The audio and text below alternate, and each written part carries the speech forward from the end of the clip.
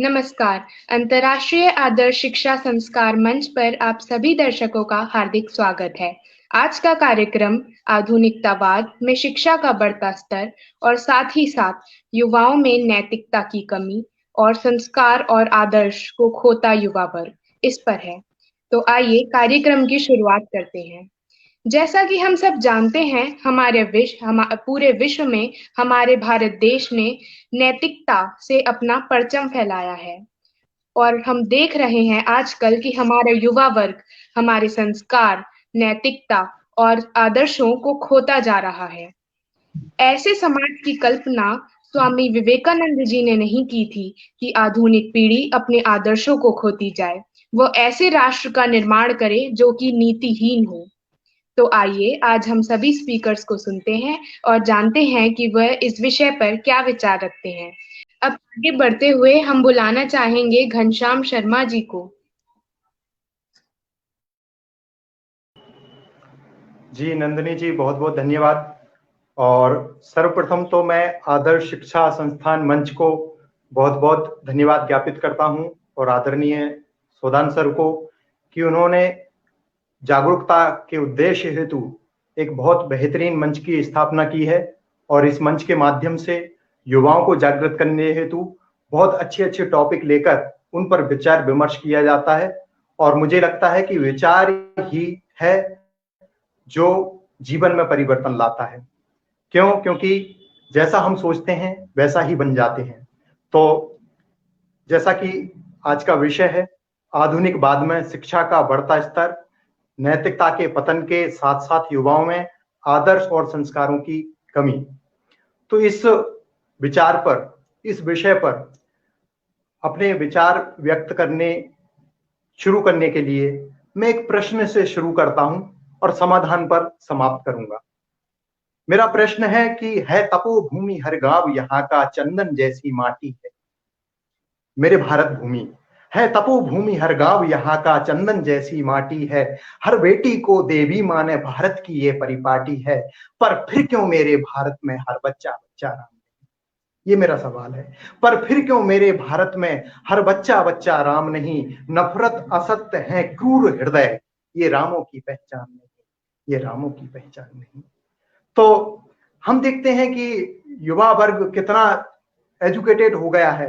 मैं केवल उस एजुकेशन की बात नहीं कर रहा हूं जो यूनिवर्सिटीज में, कॉलेजेज में डिग्रियों के रूप में मिल रही है, बल्कि व्हाट्सएप यूनिवर्सिटी अथवा तो एक स्वतः जो एजुकेशन की प्रक्रिया है, कई माध्यमों से हम एजुकेटेड लगातार होते रहते हैं।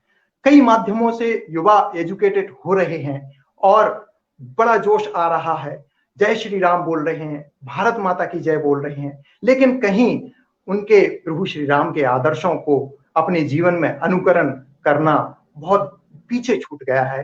तब मैं इस विषय को आगे बढ़ाते हुए अपनी बात रखता हूं। मैं चूंकि थोड़ा सा यहाँ पर सभी दर्शकों को बताना चाहूंगा कि मैंने एमबीए किया और उसके बाद में कॉर्पोरेट में जॉब करके, फिर कॉर्पोरेट जॉब छोड़कर फिर एक गांव में आकर, अपने स्कूल में आकर, अपने गांव में आकर एक स्कूल की स्थापना की है। तो शिक्षा के क्षेत्र से पिछले 10-15 सालों से जुड़ा हुआ हूं। अभी एक एमिनेंट पर्सनालिटी ज्योतिषना मैम उड़ीसा से जो जुड़ी हुई थी, बता रही थी कि जो अच्छे अच्छे प्रतिभाएं रहती हैं वो अपने स्वार्थ के लिए विदेश चले जाती हैं। तो मेरी कहानी कुछ उल्टी है। मैं विदेश का जॉब ऑफर छोड़कर अपने गांव में स्कूल की स्थापना की है। तो मेड़ सागर की हम पार कर आए हैं, देश परदेश में खूब हम छाए हैं। मेड़ सागर की हम पार कर आए हैं, देश परदेश में खूब हम छाए हैं। और मैडम ने बताया कि माँ मिट्टी और मातृभाषा से युवा दूर हो रहा है। मेड़ सागर की हम पार कर आए हैं, देश परदेश में खूब हम छाए हैं। कर्ज मिट्टी का करने अदा आए हैं, कर्ज मिट्टी का करने अदा आए हैं। लौट कर हम जो अपने वतन आए हैं, लौट कर हम जो अपने वतन आए हैं। तो यदि ये इस तरह की भावना हो कि मुझे हो सकता है कि सैलरी कम मिले विदेश में, देश में आकर, अपने गांव में आकर मुझे अर्निंग बहुत कम हो, लेकिन यदि मैं अपनी मातृभूमि के कर्ज को उतारने के लिए, जहां मैंने जीवन जिया, जहां मैंने जीवन पाया, जिस मिट्टी में मैं खेला, जिसकी वायु में, जिसकी जिन मैंने पर्यावरण के सभी तत्वों को ग्रहण किया और अपने जीवन को बनाया, उनके प्रति भी मेरा एक कर्तव्य है। और ये कर्तव्य निष्ठा यदि हर व्यक्ति के अंदर जाग गई तो मुझे लगता है कि हम स्वामी विवेकानंद जी के उस उद्देश्य को पूरा कर सकते हैं जिसमें उन्होंने कहा था कि भारत हमारा विश्व गुरु बने। जैसा कि हमारा विषय है कि आधुनिकतावाद में बढ़ती शिक्षा और नैतिकता की कमी, तो शिक्षा के क्षेत्र से चूंकि मैं जुड़ा हूं तो मैं शिक्षा के 3 पैरामीटर्स पर काम करता हूं। शिक्षा, कंप्लीट शिक्षा क्या है? स्वामी विवेकानंद जी ने कहा था, education is the manifestation of the inner power already have. अपने आप को जानना ही शिक्षा है। हम क्या हैं? हमारे शास्त्रों में तो कहा गया है कि शिवो हम वहां तक भी पहुंच सकते हैं यदि हमने अपने आप को जाना, लेकिन ये निर्भर करता है कि कौन कितना अपने जीवन में अपने आप को जान पाता है। तो अपने आप को जानना ही शिक्षा है, और शिक्षा में 3 पिलर्स आते हैं तभी कंप्लीट शिक्षा मानी जाती है। पहली है नॉलेज। शिक्षा जब बच्चा ग्रहण करता है तो कई सारे विषयों को पढ़ता है, उससे बहुत सारा नॉलेज उसको गेन होता है। दूसरा पिलर है शिक्षा का स्किल्स, कौशल। जब वो नॉलेज ग्रहण करता है थ्योरेटिकली, सिद्धांतिक, लेकिन फिर उसका प्रयोग सीखता है तो वो है कौशल, स्किल्स डेवलपमेंट। और तीसरा जो अति महत्वपूर्ण पिलर है एजुकेशन का, जिसकी इस देश में सख्त आवश्यकता है, वो है values. Knowledge, skills, values, skills and knowledge. Education, यदि इन 3 पिलर्स पर भारत ने शिक्षा पर काम करना शुरू कर दिया तो मुझे लगता है कि हमारे देश को विश्व गुरु बनाने से कोई नहीं रोक सकता। दूसरी बात मैं कहना चाहूंगा, इसी बीच में मुझे आदरणीय सुदान सर का प्रोत्साहन मिल रहा है, मैं सर आपको प्रणाम करता हूं, अपनी बात आगे बढ़ाता हूं कि हमारे देश में एक भारत है और एक इंडिया है, जहां एक तरफ रोबोटिक एजुकेशन की बात हो रही है, आर्टिफिशियल इंटेलिजेंस की बात हो रही है, वहीं दूसरी तरफ भारत के गांवों में ऐसी भी स्थिति है कि जहां पर एजुकेशन के नाम पर बहुत कुछ दयनीय स्थिति में है, चाहे वो इंफ्रास्ट्रक्चर हो अथवा तो शिक्षकों की क्वालिटी, मोरलिटी की बात हो, बहुत दयनीय स्थिति में है। मैं बड़े संकोच के साथ में लेकिन बड़ी बोल्डनेस के साथ में ये कहना चाहूंगा कि मैं ऐसे कई शिक्षकों से भी रूबरू हुआ हूं पिछले कुछ वर्षों में, जिन्हें टीचर की स्पेलिंग भी नहीं आती। कई सारे ऐसे, और यहां तक कि ना केवल टीचर बल्कि मैंने ऐसे एडमिनिस्ट्रेटिव ऑफिसर देखे जो मजिस्ट्रेट के पद पर होकर मजिस्ट्रेट की स्पेलिंग लिखना नहीं जानते। तो ये स्थिति हमारे एजुकेशन की है। निश्चित रूप से डिग्री और लिटरेसी बढ़ रही है, लेकिन जो क्वालिटी एजुकेशन होना चाहिए वो नहीं बढ़ रहा है। तो एक तरफ भारत है, एक तरफ इंडिया है। यदि दोनों को समग्र एजुकेशन दिया जाए तब जाके हमारा देश बराबर से विस्तार कर पाएगा।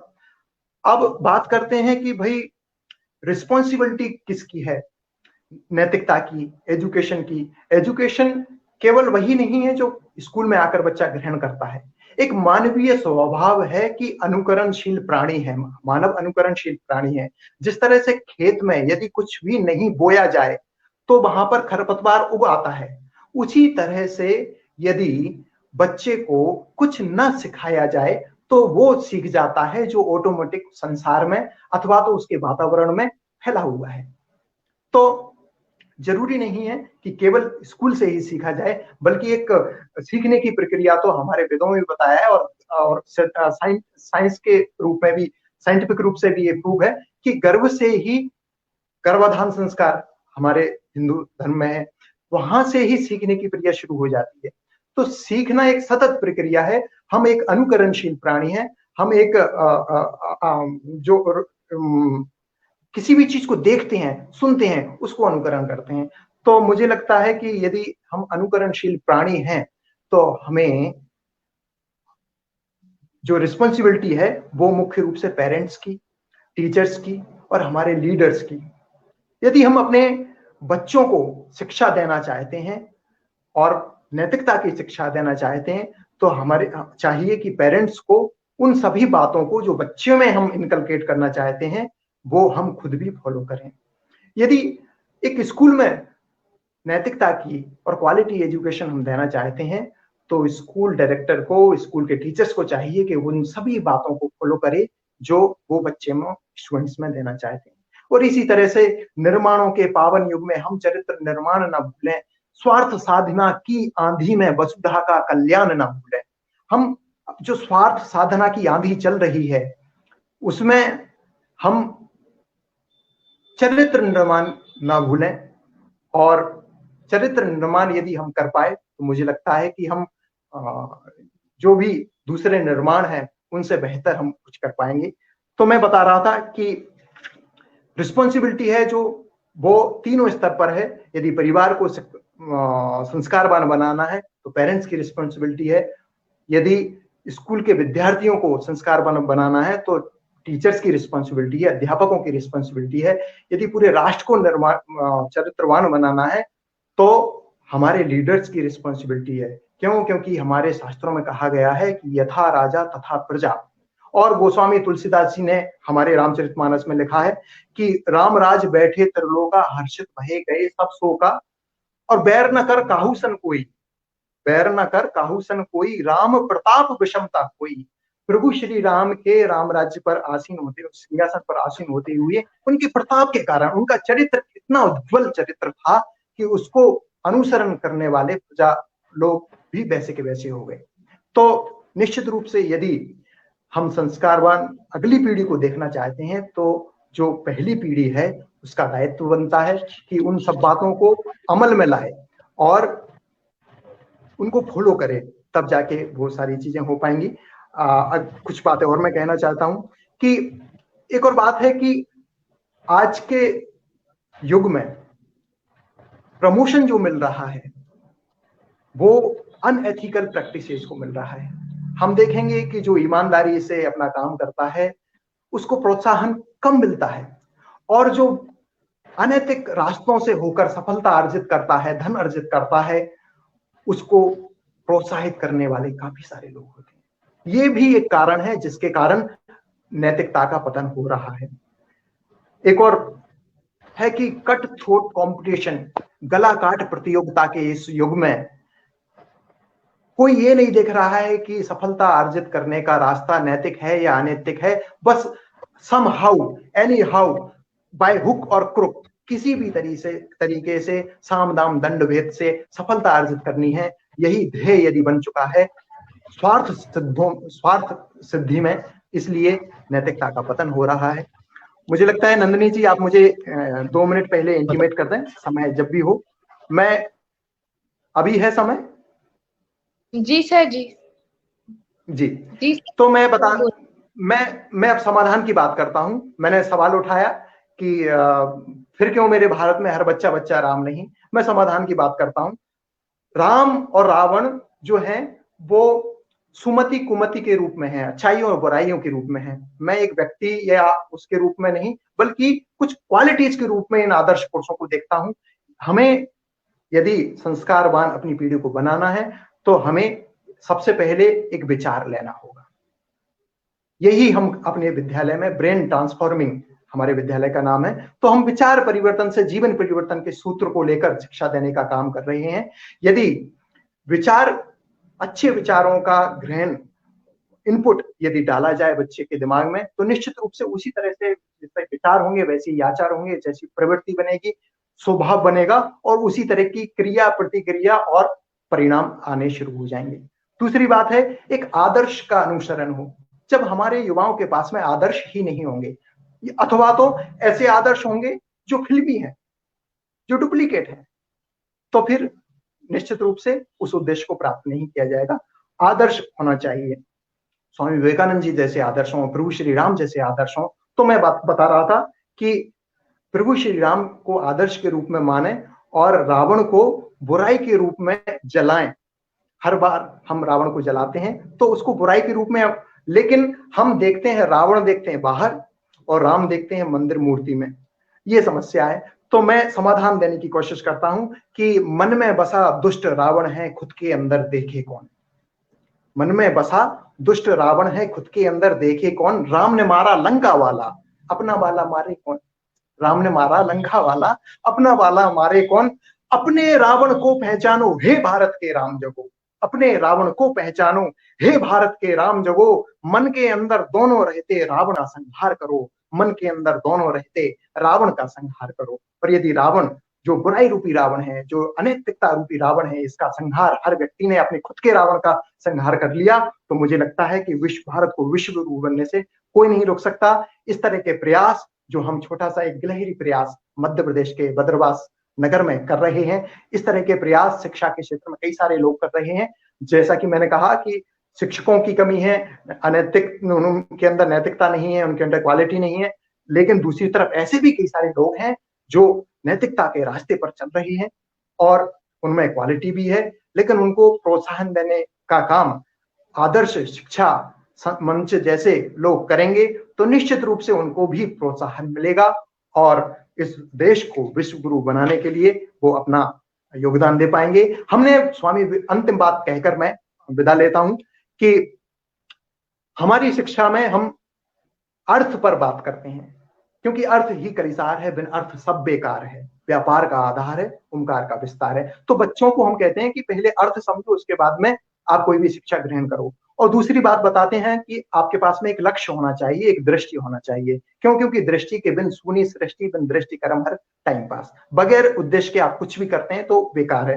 रोल मॉडल होना चाहिए। और एक अति महत्वपूर्ण, नंदिनी जी मैं आपको बात बता दूं, अति महत्वपूर्ण बात जो हम बच्चों को सिखाते हैं वो ये सिखाते हैं कि हमारा भारत देश में एक बहुत अच्छी बात है कि यहाँ पर कोई भी व्यक्ति अपने बच्चों का नाम रावण नहीं रखता, लेकिन बस जरूरत है तो केवल और केवल इसकी कि राम क्या है ये भी बताया जाए। दीपक, किसी का नाम दीपक है तो दीपक का मतलब क्या होता है ये बताया जाए। यदि किसी का नाम प्रकाश है तो ये बताया जाए कि प्रकाश का अर्थ क्या होता है। यदि ये काम हमने कर लिया तो निश्चित रूप से भारत विश्व गुरु बनेगा। अंतिम बात कि हम अपने विद्यालय में एक मंत्र देने का काम करते हैं और वो मंत्र है उत्तिष्ठ जागृत प्राप्त वरानि बोधत, जो हमारे कठोपनिषद में मंत्र है। और उसी मंत्र को स्वामी विवेकानंद जी ने उठो जागो लक्ष्य प्राप्ति तक रुको मत ऐसा कहा था। उसी मंत्र को हमने विद्यालय में 4 काम करवाए जाते हैं: लिखना, पढ़ना, बोलना और सुनना। इन सभी बातों को लिखना writing, reading R, listening L और स्पीकिंग एस, इन चारों अक्षरों से और उस विचार को, स्वामी जी के विचार को, उठो जागो लक्ष्य प्राप्ति तक रुको मत, इस विचार को और चारों विधाओं को समाहित करते हुए हमने अपना मंत्र बनाया है, वेकअप, राइज, लर्न, स्माइल। इस मंत्र के साथ में हम अपने बच्चों को शिक्षा देते हैं और मुस्कुराते हुए वो अपने लक्ष्यों को प्राप्त कर रहे हैं। आपने, आदर्श शिक्षा मंच ने मुझे इस पटल पर आने का मौका दिया, उसके लिए बहुत बहुत धन्यवाद। नमस्कार, प्रणाम। बहुत सुंदर सर, बहुत सुंदर। आपने पूरे वातावरण को ऊर्जा से भर दिया। आपने इतनी अच्छी अच्छी बातें बताई सर, गर्व होता है कि मुझे मौका मिलता है ऐसे लोगों से मिलने का या ऐसे लोगों को सुनने का जो मुझे इतनी प्रेरणा देते हैं, इतना प्रोत्साहित करते हैं। क्योंकि मेरी उम्र भी ज्यादा नहीं है, मैं भी 16 वर्ष की ही हूँ और मुझे अच्छा लगता है कि मुझे इतनी बहुत अच्छा अच्छी अच्छी। संचालन करते हैं नंदिनी, आप बहुत अच्छा संचालन करते हैं। मैंने पिछले वीडियोज भी देखे आपके। धन्यवाद सर, बहुत बहुत धन्यवाद। सुदान सर काफी इंस्पायर करते हैं और आपने बिल्कुल सही कहा था कि अपने देश में जो कमाकर खुशी मिलती है वो शायद नहीं मिल पाती। और सुदान सर का भी देश प्रेम ही है जो जो उन्होंने इस मंच की स्थापना करी और उनके संस्कार और उनके आदर्शों की वजह से सबको, हम सबको अच्छे अच्छे विचार साझा करने का अवसर मिलता है। और सर आपने बिल्कुल सही कहा था कि चरित्र का निर्माण ही है जो कि पहली सीढ़ी है किसी भी और निर्माण के लिए। यदि हमें राष्ट्र का निर्माण करना है तो सबसे पहले हमें अपने चरित्र का निर्माण करना होगा। बहुत बहुत धन्यवाद सर, आप इस मंच पर आए और आपने अपने विचार रखे।